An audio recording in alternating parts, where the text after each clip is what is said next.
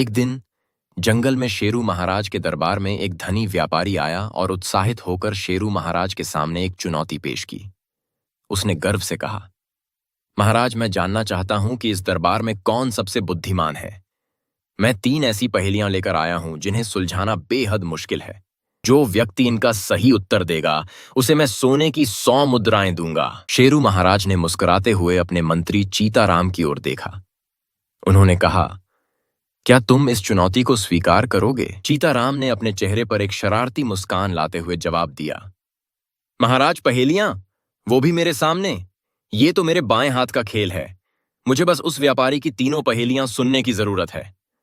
व्यापारी ने उत्साह से चीताराम के सामने अपनी पहेली रखी। उसने कहा, चीताराम जी, मेरे गांव में 3 लोग हैं और वे सभी मूर्ख हैं, लेकिन उनमें से एक सबसे बड़ा मूर्ख है। अगर तुम सही सही अंदाजा लगाकर बता सको कि उनमें से सबसे बड़ा मूर्ख कौन है तो ये सोने की मुद्राएं तुम्हारी होंगी। चीताराम ने आंखें गोल करते हुए कहा, वाह, यह तो एक मजेदार चुनौती लग रही है। मुझे बताओ उनके बारे में। व्यापारी ने 3 मूर्खों का वर्णन करते हुए कहा।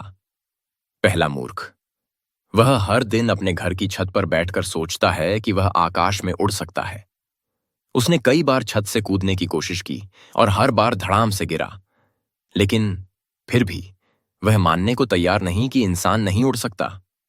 दूसरा मूर्ख, यह व्यक्ति अपने खेत में एक कुआं खोद रहा था और फिर अचानक उसे लगा कि अगर वह मिट्टी वापस कुएं में डाल दे तो कुआं खुद ब खुद बन जाएगा। अब वह रोज मिट्टी को बाहर निकालता है और फिर से उसी कुएं पर डाल देता है, लेकिन कुआं कभी पूरा नहीं होता। तीसरा मूर्ख, यह व्यक्ति हर दिन नदी के किनारे जाता है और अपने हाथों से पानी को पकड़ने की कोशिश करता है। वह सोचता है कि अगर वह तेजी से हाथ हिलाएगा तो पानी उसके हाथों में आ जाएगा।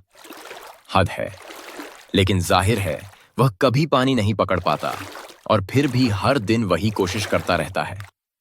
चीताराम ने व्यापारी की पूरी कहानी ध्यान से सुनी और फिर जोर से हंस पड़े।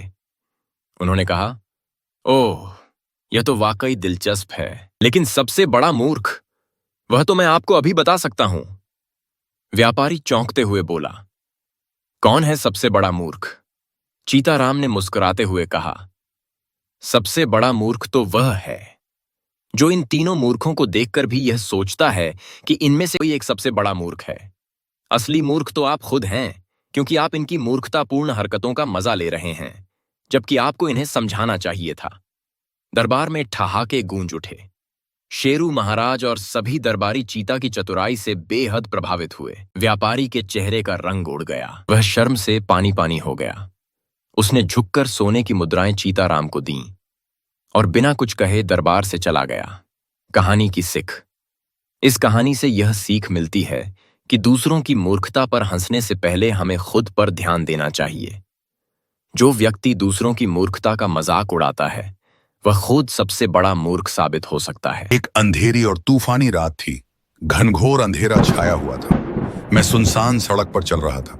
मुझको एहसास हुआ कि कोई मुझे देखा रहा है। मैं अकेला और काफी घबराया हुआ था, लेकिन मैं अपनी मन से डर को दूर करने की कोशिश कर रहा था, क्योंकि कल्पना मुझ पर हावी हो रहा था। जैसे ही मैं आगे बढ़े जा रहा था, मुझे शहर के किनारे पर एक जीर्ण शीर्ण पुराना घर दिखा।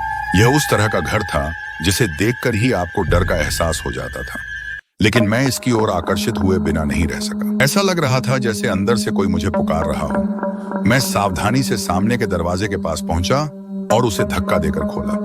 दरवाजा बहुत आवाज करके खुल गया। सुनसान और अंधेरी रात में आवाज खाली घर में गूंज उठी। जैसे ही मैंने अंदर कदम रखा, मुझको महसूस हुआ कि एक ठंडी हवा मेरे पास से गुजरा है। मैं डर से कांप गया। हवा धूल और क्षय की गंध से घनी थी और मैं अंधेरे में किसी चीज के खिसकने की आवाज सुन सकता था। मैं लाइट ऑन करने के लिए स्विच के पास पहुंचा, लेकिन स्विच जैसे जाम हो गया था, वह हिल ही नहीं रहा था। अचानक मैंने घर में कहीं से एक धीमी गुर्राहट सुनी। मेरा दिल तेजी से दौड़ रहा था। मैं धीरे धीरे हवेली के नीचे अपनी मोबाइल की कमजोर रोशनी के सहारे चल रहा था। जैसे ही मैं एक टूटे फूटे दरवाजे के पास से गुजरा, मुझे एक हल्की फुसफुसाहट सुनाई दिया। मैं डर के मारे जम गया और छटपटा रहा था, लेकिन वहां सिर्फ सन्नाटा था। मैं धीरे धीरे हॉल में नीचे जा रहा था। अचानक एक आकृति तेजी से छाया से बाहर निकली, जिससे मैं आतंक में कांप गया। वह सिर्फ एक बिल्ली थी। ऐसा लग रहा था मेरी नसों में तूफान सी आ गया हो। मैं आखिरकार पैसेज के अंत में एक कमरे में पहुंच गया। वो दरवाजा थोड़ा खुला हुआ था। मैंने उसे धक्का देकर खोल दिया और जो मैंने देखा उससे मेरी मन में डर पैदा हुआ कि मैं अनजाने में एक अभिशप्त घर में दाखिल हुआ है। नीचे एक फूल के फर्श पर एक आकृति पड़ी थी। यह एक महिला थी, लेकिन उसका चेहरा शुद्ध आतंक की अभिव्यक्ति में मुड़ा हुआ था और उसकी आंखें छत पर शून्य में घूर रही थी। जैसे ही मैं उस भयानक दृश्य से पीछे हटी, मैंने अपने पीछे से किसी के कदमों की आहट सुनी। मैं पीछे मुड़ा। वहां द्वार पर एक आदमी खड़े थे, जिसके चेहरे पर अजीब सी मुस्कुराहट थी। वह धीरे धीरे आगे बढ़ा। उसकी आंखें मुझ पर टिकी थीं और मुझको पता था कि मैं एक गंभीर खतरे में फंस गया हूं। मैं पीछे मुड़ा और भगवान का नाम लेकर जितनी तेजी से दौड़ सकता था भागा। मैंने अपनी जैकेट उतारा और नीचे पड़े लकड़ी के टुकड़े में बांधकर जेब में पड़ी लाइटर से जलाया। हो सकता है तेज आग की लौ से वह आकृति मुझको छोड़ पीछे जा रहे हो। मैं जोर जोर से भगवान का नाम जपकर जितनी हो सके उतने तेज से उस घर से भाग निकला, बहुत दूर। मुझको आज जिंदगी का बहुत ही डरावना एहसास हुआ था, जिसे मेरी रूह तक कांप उठा। यह एहसास मैं जिंदगी में कभी भूल सकूंगा।